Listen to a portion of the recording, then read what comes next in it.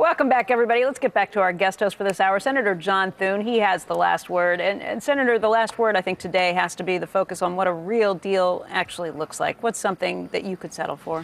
Well, here's the thing, Becky. It's got to be about growing the economy. Whatever we do, we shouldn't put policies in place that'll take us backwards. You heard both of these guys, Ian and Nathan, say earlier. In fact, Nathan's done a lot of work on post-World War II, coming out of that period when we had real high debt to GDP, and our debt to GDP today, total debt's about 106%.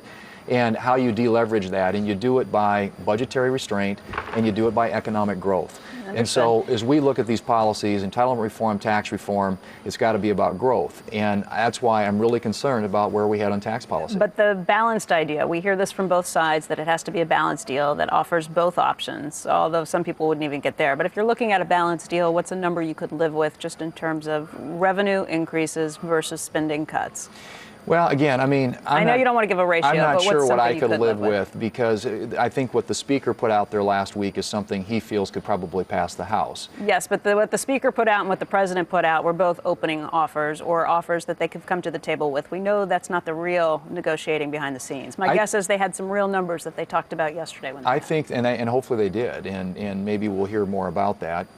But what concerns me, I guess, is when you go above the number that the Speaker put out there, I think you're going to start doing real harm to the economy, because you are raising taxes, and you can say you aren't, but you're hitting a lot of small businesses. You've got S-corps and LLCs who pay at the individual tax rate, and according to the Joint Committee on Taxation, that's 1 million small businesses who employ 25% of the workforce. Would you rather go over the cliff than settle for a deal that you think is doing that? Because those businesses will get hit anyway. They will, and I don't think you want a bad deal, and I think there is at some point a deal in the making, but the President and his folks have to realize that there has to be something in there that they want.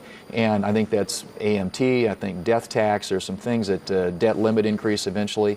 But at some point we need a deal that will avert what I think would be a very disastrous outcome.